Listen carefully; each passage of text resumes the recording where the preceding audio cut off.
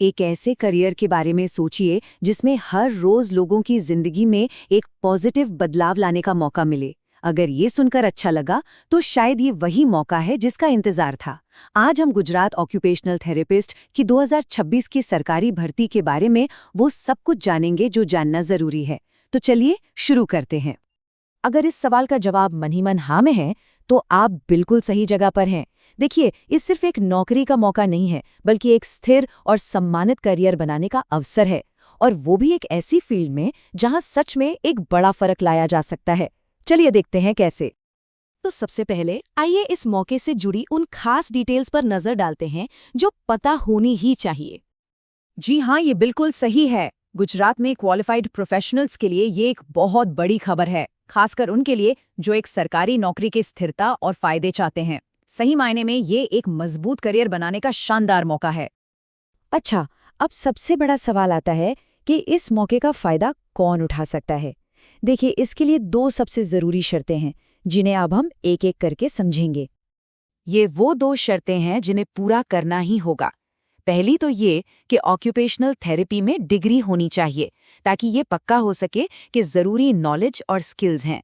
और दूसरी, उम्र 18 से 35 साल के बीच होनी चाहिए।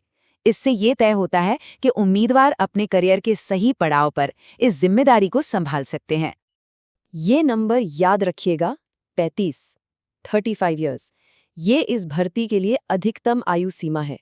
तो हमारी सलाह यही है कि अप्लाई करने से भी पहले ये जरूर चेक कर लें कि आप इस एज लिमिट के अंदर आते हैं या नहीं। चलिए, मान लीजिए आप योग्यता की शर्तें पूरी करते हैं, तो अगला कदम क्या है?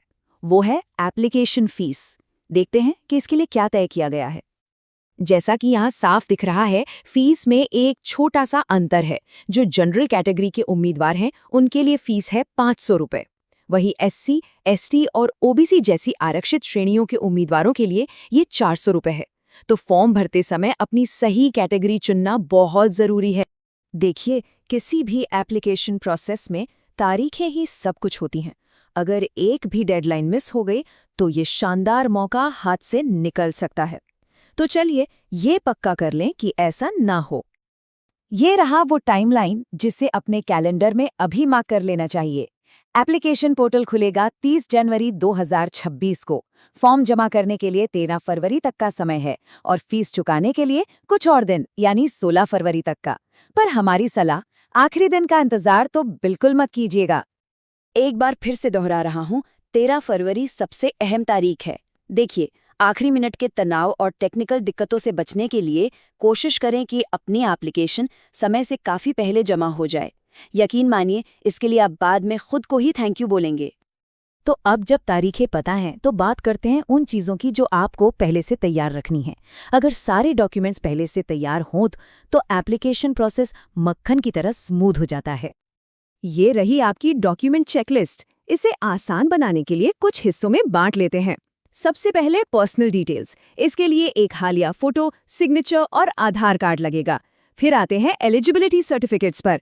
अगर आप पर लागू होता है तो अपना जाति प्रमाण पत्र, नॉन क्रीमी लेयर या EWS सर्टिफिकेट तैयार रखें।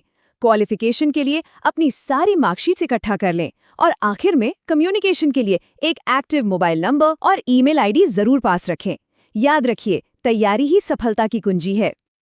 अब दो तरह के आवेदकों के लिए एक खास बात। अगर आप पहले से ही गुजरात के ऑनलाइन जॉब एप्लीकेशन पोर्टल यानी ओजस पर रजिस्टर्ड है, या फिर आप पहले से एक सरकारी कर्मचारी हैं, तो आपको कुछ एक्स्ट्रा जानकारी देनी होगी। ये हैं वो दो डिटेल्स जो चाहिए होंगी। अगर आप पहले से ओजस सिस्टम में हैं तो अपना रजिस्ट्रेशन नंबर तैयार रखिए, इससे आपका प्रोसेस तेज हो जाएगा। और अगर आप पहले से सरकारी सेवा में हैं तो आपको अपनी ज्वाइनिंग की तारीख बतानी होगी, ताकि सर्विस रिकॉर्ड को वेरीफाई किया जा सके। तो ये थी गुजरात ऑक्यूपेशनल थेरेपिस्ट भर्ती 2026 की पूरी गाइड। ये एक सार्थक और स्थिर करियर बनाने का एक बहुत ही शानदार मौका है। तो अब सवाल ये है, क्या आप अगला कदम उठाने के लिए तैयार हैं? अपने डॉक्यूमेंट इकट्ठे करें, कैलेंडर में तारीखें मार्क करें और इस अवसर को हासिल करने के लिए तैयार हो जाएं। हमारी तरफ से आपको बहुत बहुत शुभकामनाएं।